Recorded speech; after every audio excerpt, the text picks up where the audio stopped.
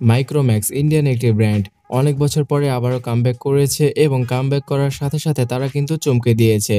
তারা যখন কিনা খুব ভালোভাবে চাইনিজ স্মার্টফোনগুলোকে ট্রল করছিল, আমরা হয়তো ভেবে নিয়েছিলাম যে শুধু শুধু তারা হাইপ ক্রিয়েট করছে, কিন্তু তারা তাদের হাইপ অনুযায়ী খুব ভালো ভালো স্মার্টফোন নিয়ে এসেছে, তাও আবার খুব অ্যাফোর্ডেবল একটা প্রাইস রেঞ্জে। So hey guys, Shanto here. Micromax যেই দুটি স্মার্টফোন ইন্ডিয়ান মার্কেটে লঞ্চ করেছে সেই ফোনগুলো সম্পর্কে জানাচ্ছি এবং আমাদের দেশীয় কোম্পানি ওয়ালটন এবং সিম্ফনির ভবিষ্যতে এর থেকে কি শিক্ষা নেওয়া উচিত অবশ্যই সেটাও জানাচ্ছি আজকের এই ভিডিওতে। সর্বপ্রথমে মাইক্রোম্যাক্সের দুটি স্মার্টফোন সম্পর্কে জানা যাক। মাইক্রোম্যাক্স তাদের IN অর্থাৎ ইন 1B স্মার্টফোনটিকে লঞ্চ করেছে শুধুমাত্র ৬,৯৯৯ রুপিতে। আর এই বাজেটের মধ্যে তারা অফার করছে 6.52 ইঞ্চির একটি HD+ রেজলিউশনের নচযুক্ত ডিসপ্লে। ফোনটির মধ্যে থাকছে মিডিয়াটেকের হেলিও G35 SoC এবং 8 মেগাপিক্সেলের ফ্রন্ট ক্যামেরা। ফোনটির রিয়ারে থাকছে 13+2 মেগাপিক্সেলের ডুয়াল ক্যামেরা এবং ৬,৯৯৯ টাকায় ফোনটি আমাদেরকে অফার করছে 2GB র্যামের পাশাপাশি 32GBর ইন্টারনাল মেমোরি। যদিও কিনা এখানে যদি আরও ১,০০০ রুপি এক্সট্রা অ্যাড করা যায় তাহলে 4GB র্যামের পাশাপাশি 64GBর ইন্টারনাল মেমোরির একটি ভেরিয়েন্ট পাওয়া যাবে, যেটা কিনা আসলে ভ্যালু ফর মানির একটি স্মার্টফোন। এছাড়া ফোনটিকে পাওয়ার ব্যাকআপ দেওয়ার জন্য 5000 mAh এর ব্যাটারি এবং সফটওয়্যার হিসেবে থাকছে অলমোস্ট স্টক অ্যান্ড্রয়েড অর্থাৎ অ্যান্ড্রয়েড 10 এবং মাইক্রোম্যাক্স আগামী 2 বছরের সব ধরনের সফটওয়্যার আপডেট প্রদান করবে এই ফোনগুলোতে, এমনটাই তারা প্রমিস করেছে। কারণ এর আগে মাইক্রোম্যাক্সের স্মার্টফোনগুলো থেকে আমরা তেমন বেশি একটা সফটওয়্যার আপডেট পেতাম না। সত্যি কথা বলতে গেলে বর্তমানে সিম্ফনি এবং ওয়ালটনের স্মার্টফোনগুলো যে লেভেলে রয়েছে, মাইক্রোম্যাক্সের স্মার্টফোনগুলো এর আগে এই সেম লেভেলে ছিল। তারা চায়না থেকে যে কোনো একটা স্মার্টফোনকে রিব্র্যান্ড করে ইন্ডিয়ান মার্কেটে লঞ্চ করতো, তাও একটা চড়া দামে। কিন্তু পরবর্তীতে যখন কিনা শাওমির মতো কোম্পানি অনলাইন সেগমেন্টে স্মার্টফোন নিয়ে আসলো ইন্ডিয়াতে, তখন মাইক্রোম্যাক্স ইন্ডিয়া থেকে চলে গেল, অর্থাৎ তাদের ব্যবসাপাতিকে একদম গুটিয়ে তাদের স্মার্টফোন ব্যবসাকে একদম বন্ধ করে দিতে হলো। কিন্তু বর্তমানে এই কন্ট্রোভার্সির মধ্যে অর্থাৎ ইন্ডিয়া এবং চায়নার কন্ট্রোভার্সির মধ্যে তারা যে স্মার্টফোনগুলোকে নিয়ে এসেছে সেটা কিন্তু আসলে চাইনিজ স্মার্টফোনগুলোর সাথে খুব ভালো একটা কম্পিটিশন দিতে পারবে। সো বন্ধুরা, এতক্ষণ অবধি মাইক্রোম্যাক্সের বাজেট সেগমেন্টের স্মার্টফোন সম্পর্কে জানালাম। এবার বাজেটটাকে আরও কিছুটা ইনক্রিজ করে অর্থাৎ 10,999 রুপিতে তারা কোন স্মার্টফোনটিকে লঞ্চ করেছে সেই ফোন সম্পর্কে জানা যাক।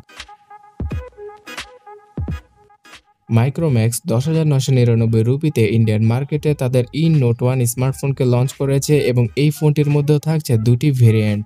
সো এক নজরে দেখে নেওয়া যাক যে ইন নোট 1 স্মার্টফোনে তারা কি কি অফার করছে। 6.67 ইঞ্চির একটি ফুল HD+ রেজলিউশনের 5 হোল যুক্ত ডিসপ্লে ইউজ করা হয়েছে তাদের ইন নোট 1 স্মার্টফোনে এবং এখানে থাকছে মিডিয়াটেকের G85 SoC। ফ্রন্টে থাকছে 16 মেগাপিক্সেলের সেলফি ক্যামেরা এবং রিয়ারে থাকছে 48+5+2+2 মেগাপিক্সেলের ক্যামেরা সেন্সর। এছাড়া এই ফোনটির মধ্যে 4GB র্যামের পাশাপাশি 64GBর ইন্টারনাল মেমোরি ইউজ করা হয়েছে এবং আরও 1000 রুপি অ্যাড করে যদি 12,000 রুপি করা যায় তাহলে এখানে 128GBর ইন্টারনাল মেমোরি দেখা পাওয়া যাবে এই ফোনটির মধ্যে। এই ফোনটির মধ্যেও থাকছে 5000 mAh এর হিউজ ব্যাটারি এবং 18 ওয়াটের চার্জিং স্পিড। এছাড়া এই ফোনটিতেও অ্যান্ড্রয়েড 10 এর পাশাপাশি আগামী 2 বছরের সকল ধরনের সফটওয়্যার আপডেট পাওয়া যাবে। তাছাড়া তাদের ইন 1B এবং নোট 1 স্মার্টফোনের মধ্যে ডেডিকেটেড সিম স্লট ইউজ করা হয়েছে, অর্থাৎ খুব সহজেই দুটি সিমের পাশাপাশি একটি SD কার্ড ইউজ করা পসিবল হবে।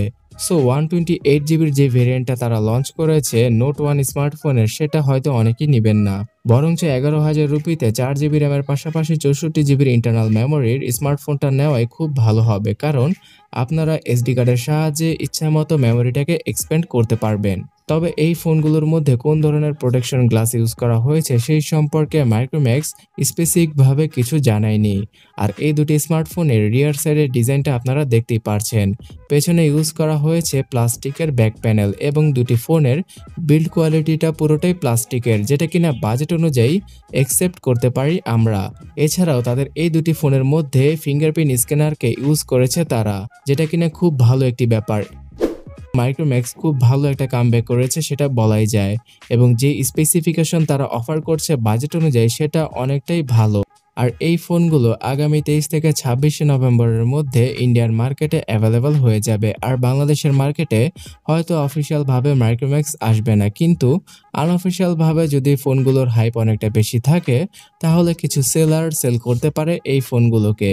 তো বন্ধুরা, একটা সময় মাইক্রোম্যাক্স কিন্তু আমাদের দেশীয় ব্র্যান্ড ওয়ালটন এবং সিম্ফনির মতো একটি স্মার্টফোন কোম্পানি ছিল, কিন্তু তারা যেভাবে তাদের ভুল থেকে শিক্ষা নিয়ে বাউন্স ব্যাক করেছে সেটা আসলেই প্রশংসনীয় একটা ব্যাপার। এবং যদি তারা এভাবে ভবিষ্যতে স্মার্টফোন লঞ্চ করতে পারে ইন্ডিয়ান মার্কেটে, তাহলে টপ 3 স্মার্টফোনটার লিস্টে খুব দ্রুতই চলে আসবে। এবং তারা তাদের আফটার সেল সার্ভিসটাকে খুব ভালোভাবে মেনটেন করলে ইন্ডিয়ান মানুষগণ খুব সহজেই মেনে নেবে মাইক্রোম্যাক্সকে, এবং চাইনিজ স্মার্টফোনগুলোর সাথে খুব ভালো একটা কম্পিটিশন ক্রিয়েট হয়ে যাবে। কিন্তু অপরদিকে বাংলাদেশের মার্কেটে যেন 10,000 টাকার উপরে কোনো স্মার্টফোনই আনতে পারছে না ওয়ালটন এবং সিম্ফনি। আসলে 10,000 টাকার উপরে তারা যদি কোনো স্মার্টফোন আনে, সেটা রীতিমতোই একটা ফ্লপ স্মার্টফোন হিসেবে বিবেচিত হয়ে যায়। যেহেতু শাওমি, স্যামসাং এবং রিয়েলমির মতো কোম্পানি এই 10,000 টাকার উপরেই তাদের ভালো স্মার্টফোনগুলো লঞ্চ করে থাকে, এবং 10,000 টাকার নিচে তাদের কোনো ভালো স্মার্টফোন পাওয়া যায় না। তাই অনেকেই চায় যে 10,000 টাকার উপরে কোনো স্মার্টফোন নিলে শাওমি অথবা রিয়েলমির স্মার্টফোন পারচেস করতে। তবে ওয়ালটন এবং সিম্ফনির মতো কোম্পানি যদি খুব ভালো স্পেসিফিকেশনের স্মার্টফোন খুব ভালো আফটার সেল সার্ভিসের সাথে আমাদেরকে প্রদান করে থাকে, তাহলে আমরা অবশ্যই বাঙালি হিসেবে সেই কোম্পানিগুলোকে সাপোর্ট করব, যেমনটা কিনা ইন্ডিয়ান মানুষগণ মাইক্রোম্যাক্সকে করছে এখন।